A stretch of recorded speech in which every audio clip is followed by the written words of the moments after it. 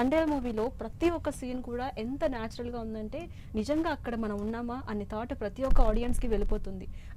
అలాంటి విజువల్స్ని క్రియేట్ చేయడం వెనుక ఉన్నటువంటి హార్డ్ వర్క్ ఏంటి? యాజ్ ఎ ప్రొఫెషనల్ మన ఎప్పుడైనా ఏదైనా ఒక మూవీ కోసం వెళ్ళిపోతే మనకి ఫస్ట్ స్టోరీ చెప్పిన టైంలో నాకు ఇది ఒక 40th ఫిలిం. ఇప్పుడు ఒక మూవీ నుంచి ఇంకొక మూవీ మన డిఫరెంట్గా చేయాలి. దానికి మనకి ఎప్పుడైనా ఒక స్టోరీ వస్తే ఆ స్టోరీ ఎక్కడ జరుగుతుంది అది మన ఫైండ్ చేయాలి. దెన్ దానిలో కొత్తగా ఏదైనా చూపించాలి. సో ఫర్ దాట్ నేను కొంచెం హోంవర్క్ చేసి I find out some new locations and అది అందరికి నచ్చింది. దానిలో నాకు చాలా సంతోషం. అంటే తండేల్ మూవీలో ఎస్పెషల్లీ ఆ సముద్రం సీన్ అసలు నిజంగా ఎంత హరబుల్ ఉంటుందో, క్షణ ఉత్కంఠ అంటాం కదా, సో ఆ టైప్లో ఉంటుంది. ఆ సీన్ క్రియేట్ చేసేటప్పుడు కానీ మీకు ఎలా అనిపించింది? అండ్ అందులో నాగ చైతన్య గారి యాక్టింగ్ గురించి. నాగ చైతన్య గారు నాకు తెలిసి చాలా మంచి యాక్టర్. వాళ్ళు చాలా మూవీస్ నుంచి ఈ మూవీలో వచ్చిన టైంలో చాలా స్టడీ జరుగుతుంది. ఎందుకంటే ఇది ఒక రియల్ స్టోరీ బేస్డ్ ఫిలిం అలా ఉంటుంది. అందుకే దానిలో ఒక రెస్పెక్ట్ ఉంటుంది. ఆ రెస్పెక్ట్లో నాకు కూడా నాగ చైతన్య గారి పక్కన ఒక రెస్పెక్ట్. ఎందుకంటే వాళ్ళు చాలా హోంవర్క్ చేసి ఒక కామన్ మ్యాన్ లాగా ఆ ఒక ఫీల్ పెట్టడానికి చాలా ట్రై చేసి ఈ came with different kind of a look. ఆ లుక్లో వాళ్ళు ఎప్పుడైనా లొకేషన్లో వస్తే ఒక ఫిలిం యాక్టర్ లాగా ఎప్పుడైనా బిహేవ్ చేయలేదు, ఒక గొడుగు కూడా పెట్టలేదు. అలాగే హోల్ మూవీ వాళ్ళు వర్క్ చేశారు. దానికి ఆ రిజల్ట్ కూడా వచ్చింది. అండ్ సెట్స్లో నాగ చైతన్య గారు ఎలా ఉండేవారు? నాగ చైతన్య గారితో మీ బాండింగ్ ఎలా ఉంటుంది? చైతన్య గారు నాకు యాక్చువల్లీ ఇక్కడ స్టూడియోస్లో ముందుకు చూసిన టైంలో అన్నీ వాళ్ళ దగ్గర వర్క్ చేయాలి అలా ఒక మంచి ఫీల్ ఉండేది నాకు. వేరే చాలా ఆర్ట్ డైరెక్టర్స్ చాలా వాళ్ళు చెప్పాను, చాలా మంచి person, you have to work with him అలా చెప్పాను.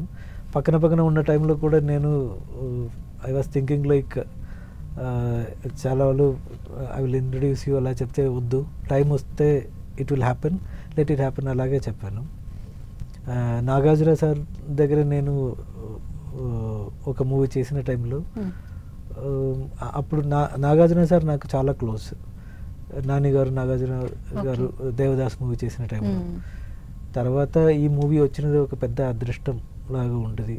First time when I met him in his house, he was so friendly. ఎందుకంటే చాలా ముందుకు ప్రస్థాన మూవీ చేసిన తర్వాత నేను దేవకట్ట డైరెక్టర్ పక్కనే వర్క్ చేయాలి. ఆ టైంలో I couldn't do that film.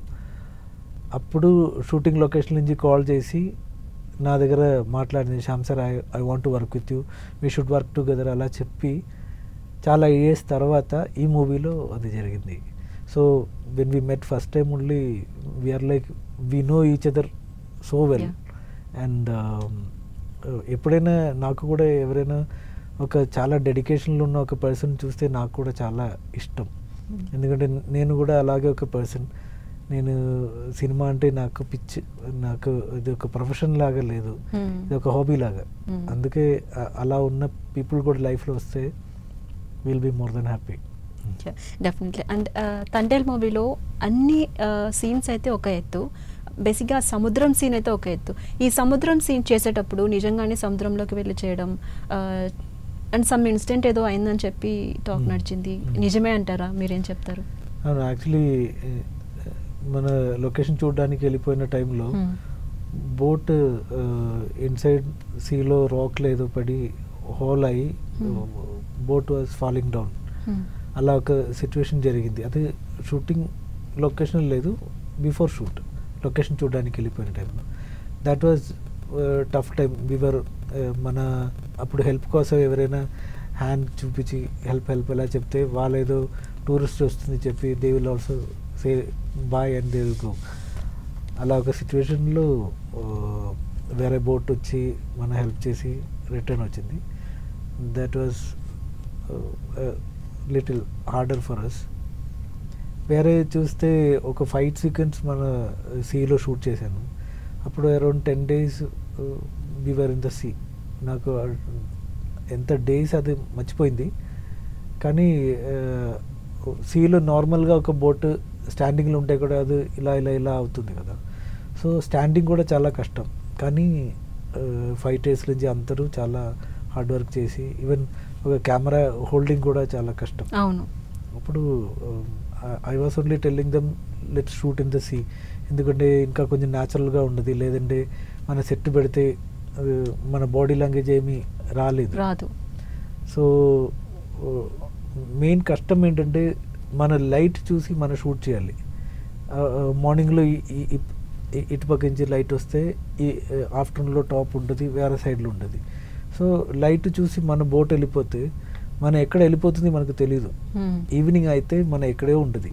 ఆఫ్టర్నూన్లో food కోసం ఏదైనా బోట్ మన దగ్గర రావాలంటే they won't even know where we are. అలా ఒక సిచ్యువేషన్. అప్పుడు మన వాటర్, బిస్కెట్స్ అన్ని, ఫ్రూట్స్ అన్నీ చేతిలో పెట్టి అలా ఒక సిచ్యువేషన్ జరిగింది. వేరే ఒక సీన్ కోసం మన కేరళలో షూటింగ్ వెళ్ళిపోయిన టైంలో ఆ షూటింగ్ బోట్లో పర్మిషన్ ప్రాబ్లం ఏదో ఉంటుంది చెప్పి మన క్రూ అన్నీ middle of the sea stuck అయిపోయింది.